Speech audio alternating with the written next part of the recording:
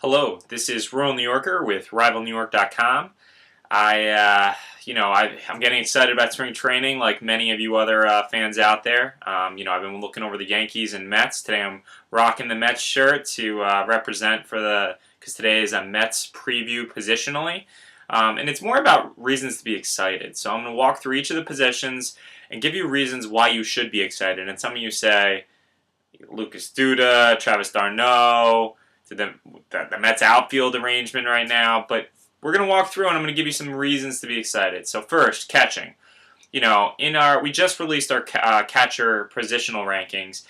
Travis d'Arnaud was not mentioned as far as a top 12 pick, but he was my personal sleeper pick because I think this is the year he finally puts it together. Otherwise, it's the year we as Mets fans find out that he is not the answer. So expect Travis d'Arnaud to show what he's got, and I think you're going to see a vast improvement on his catching ability, where it's not going to be a requirement to run Rene Rivera out there every time Syndergaard pitches. I also think you're going to see him rebound with 15 to 17 home runs and hit for close to a 270, 280 average. So exciting to figure out what's going on there at catcher. And because we're stronger in other places, we can afford to do that. First base, another place of question mark. We're either going to see Lucas Duda play for 30 to 40 home runs, or maybe 25 home runs if there is a full-time platoon with Wilmer Flores. But we're going to find out about Lucas Duda. Chances are we move on from Lucas Duda. We get to see some strong numbers as he goes into his walk year, and we get ready to welcome in the era of Dominic Smith. Either way, we'll see some interesting things over at first. We might see Conforto, Bruce, or like I said, Wilmer Flores play a larger role if Duda falters. But I'm excited just to see what we're going to get out of that position because there's a lot of options. Second base. Many of you were aware yesterday, Neil Walker and the Mets came to, they've been discussing a contract somewhere in the range of 3 years, $40 million. They've hit a couple snags as far as, Walker doesn't really want to budge. He wants to earn $17.2 million, his qualifying offer in 17. And the Mets are saying, well, the reason we're doing this, besides wanting to invest in you and keep you around for at least 3 years, is that we want some flexibility for 17 to make some additional moves should some opportunities pop up before the deadline. So second base, I'm excited to see Neil Walker come back. I recently attended a signing, and I decided not to get his signature because I said, for somebody who's been on the Mets for 2 years total, at the end of 17 it might be gone, because they have other options at second base, whether they bring Reyes back if he shows that he can perform on a low, $5 million 2-year deal to extend him forward, or TJ Rivera really does step up. Wilmer Flores, we finally get him slotted in a full-time position, and that's not shortstop. Second base is something to watch. Shortstop. Asdrubal Cabrera has a team option for next year, but we're going to see a lot out of him. He's excited to have the players around him. Cespedes, Reyes have really built up a chemistry. Juan Lagares also in the mix. Obviously, the Latin-born players have really built like a brotherhood inside of the overall brotherhood that the Mets as a team have fostered, and it's exciting to watch because he's going to play well. I mean, he really gritted it out last year. I don't know how. I was excited to have him on the team last year. The way he gritted out those, the season with that hobbling around on one leg, as I've mentioned in other videos. But the point is, we're going to get a lot out of him. If for some reason he falters, which we're not expecting him to, Reyes can be slotted back in, or Ahmed Rosario is probably ready to come up. After the Super 2 eligibility is out the window. He's probably ready.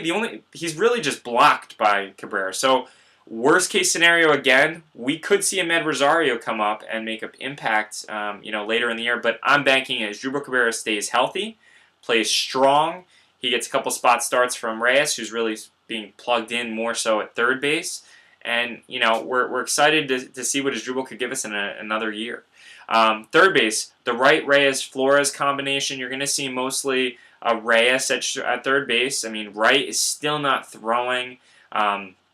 People throw back to the fact that because of his changed arm angle, that sort of led to the Hosmer Dash home. And, Either way, he's a major help in the. I mean, is he a 10 million plus help per year in the clubhouse? But the players just come around him. He brings the team's level up, and he still has a lot left in the tank, in my opinion. If he can get out there, get everything squared away where he's able to play.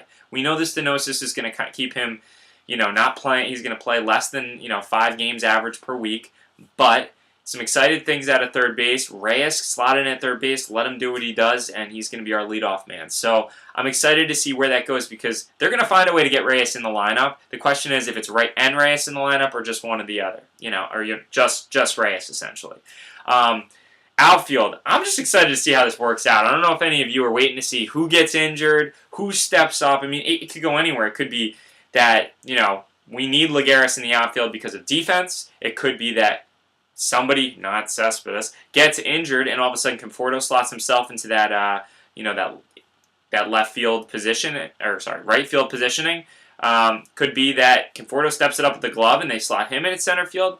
Could be that Jay Bruce slots in the first base because Duda goes down with an injury or is subpar. Conforto fits there. There's a lot of things that can happen, but the cool thing is people projected a couple of years ago that it would be a Lagares, Nimmo, Conforto outfield at some point. I mean, I've never been that high on Nimmo, just because he profiles as a lesser Conforto. Almost like a I don't know how to refer to it, but he's a fringe player that could end up being good. But it could be an average player, but he's never going to be. He's probably going to be the worst starting outfield at optimistically.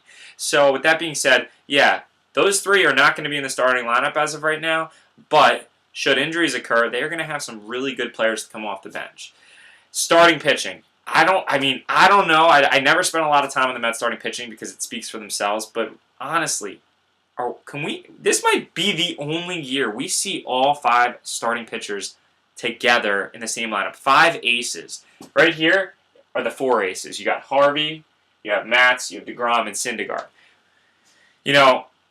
Whether Wheeler's in, you're going to see 4, potentially 5. Wheeler at one point was on the radar before any of these guys were as our future ace. All of them could do something extremely special. I mean, you could see 70 wins out of these 5 pitchers. Just the 5 pitchers. 70-plus wins out of these 5 pitchers, which would be dominance across all of them. You could see 2 starters going for over 18 wins. I would say that's probably DeGrom and Syndergaard, but Harvey's apparently throwing well. Terry Collins recently came out and said that they're all throwing the tar out of the ball. I believe I got that off Mets blog, so I want to cite them accordingly. They're throwing the tar out of the ball, which is a big deal. It's exciting what to see. I don't think I need to, but this could be the year we actually see it. And I can't think of any other times where a rotation was this devastating. I mean, not even the Atlanta Braves, which, yes, they're going to have 3 Hall of Famers, and you can't say there's going to be 3 Hall of Famers here, but all in their prime, ready to go at the same time, and 5 of them. Not 3 plus Denny Nagel, 5 of them. So get excited. Relief pitching. It's a little question mark, but I'm excited to see what the Mets, we haven't really seen anyone step up. I mean, Jeurys Familia has stepped up, from homegrown talent. I think this is the year we see Hansel Robles take that next step. We could see some of the lefties who have sort of just been fringe, like a Josh Edgin, where they're on the club, they're off the club, they're on the club, they're off the club. I think you could see one of them really step up and be a help in the late innings. So I'm excited to see that. I'm happy to see that we went with proven New York talent with Salas coming back after he proved he can pitch here. Jerry Blevins on the cheap. I mean, many of you might have wanted to see a Joe Smith or Romo come in, but honestly, I think the Mets did what they needed to do. They waited it out, and they got the guys they wanted. Now, they do have flexibility to do more, as the league, the season unfolds. I think that you could see them try to go after a Jonathan Lucroy, not him himself, but as other people step up. I mean, they're not going to go get JT Realmuto because he's still very young and just coming into his prime, but you could see a veteran catcher become available who can really help us down the stretch. So it's exciting to be a Mets fan right now. I mean, I have season tickets, a season ticket plan, and I mean, there's nothing more I could be excited about than this starting rotation. The fact that we do have guys who have put it together in single seasons all being thrown together, and hopefully they can all, I mean, even if, we get 65% to do what they can do, we're going to find ourselves deep in the playoff run. If we even put it together further, which there's no reason to say we can, and besides, expected injuries, we're going to have a great year. So as a Mets fan, you can be excited looking at each position as to what's going to unfold. And, we'll be doing this very similarly to the Yankees. Some more about home growth there. But either way, this is Royal New Yorker signing off of RivalNewYork.com. Check back in for first baseman fantasy updates that are coming later this week, along with second base quickly to follow.